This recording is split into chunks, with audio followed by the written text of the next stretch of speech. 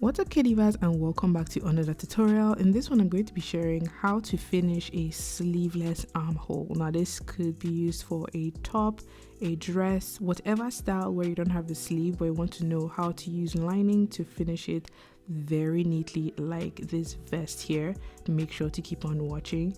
This is actually half of the waistcoat or vest that I made using leather, and I used the upcoming waistcoat PDF pattern that is available in the UK 6 to 22. If you like to pre-order this for yourself, I'm going to leave a link down below. The pre-order gets you the PDF pattern as well as a free sewing guide, so we could twin together in this autumn winter season and into the future.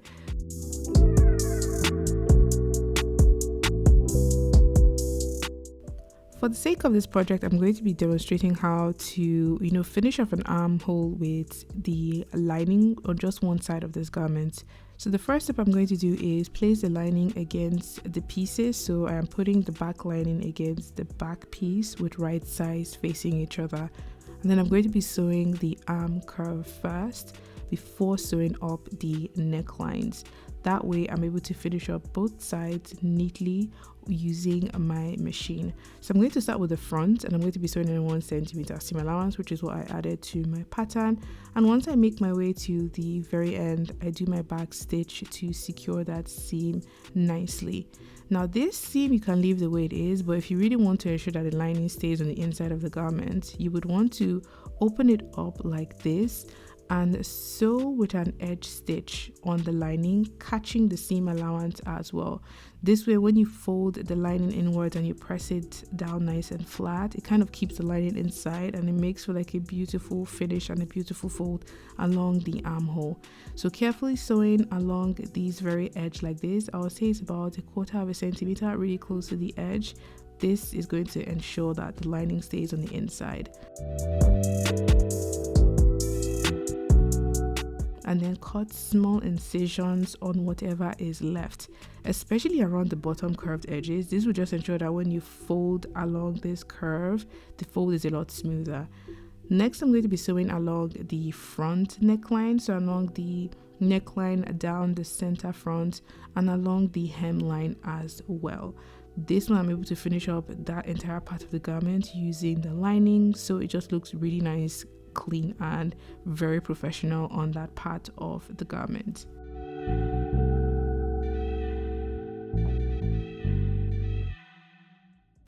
I moved on to stitch the back arm curve like I did on the front, as well as the back neckline.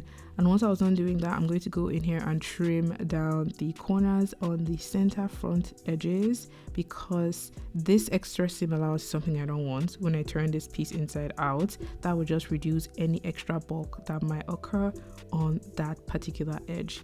I'm going to cut down the corners as well, especially corners where I want the point to be sharp, that I'm going to trim down.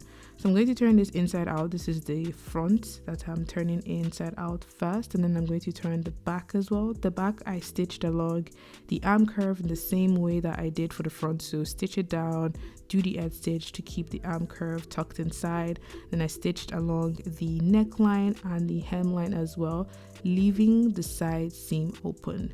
The next thing I'm going to do is I'm going to pass the front shoulder through the back shoulder opening like this, and this is how I'm actually going to be joining the shoulder seam. So I'm going to open it in such a way that the edges, so where the main material connects to the lining, they match along that particular seam, so they match on the front and on the back. And I'm going to be sewing up the lining sides together with one continuous stitch, sew the other piece or the main material together. And this, just know that the narrower your shoulder seam, the more difficult it would be to stitch. So if you have a really tight opening here, you can even do it by hand if you want a very clean finish, and you can't do this with your machine. That's one option that you could consider as well.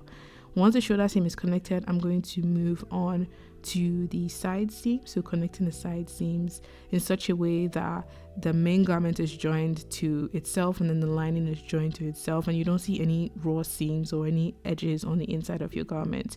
So to do this, I'm going to fold it over like this, so I have the hemline seam connecting the front and the back, and then I have the lining pieces facing each other, so right sides are facing each other in this place. I'm just going to add a couple of clips and then take this to my machine and sew on a 1 centimeter seam allowance with one continuous stitch, kind of like how we did with the shoulder seam, but this time we're connecting the side seams. So when I turn this inside out, on the inside of the garments, the lining is what you see. You don't see any edges, you don't see any raw material, and it just really looks very nice and clean. The most important part of finishing garments, honestly, I think is pressing. You would want to press all of your seams nicely. I'm using this fabric over my material because I'm ironing leather, so I don't want to take any chances of it getting ruined by heat or steam. And I just took my time really pressing everything carefully so it came out as nice, as flat and smooth as possible. So this is one side looks like. I'm actually quite pleased with the outcome. I was worried that it will look as neat with leather, but it turned out really okay. So you essentially repeat this for the other side of your garment, and then you join both sides on the center back edge. If you enjoyed this video, please give it a thumbs up. You can try this for your next sleeveless garment and tell me how you get on. Don't forget to tag me on social media at KimDaveDesigns, and don't forget to pre-order this pattern if you would like to make your own waistcoat or vest for the current season. Until my next video, have a good morning, afternoon and evening wherever you are. Bye.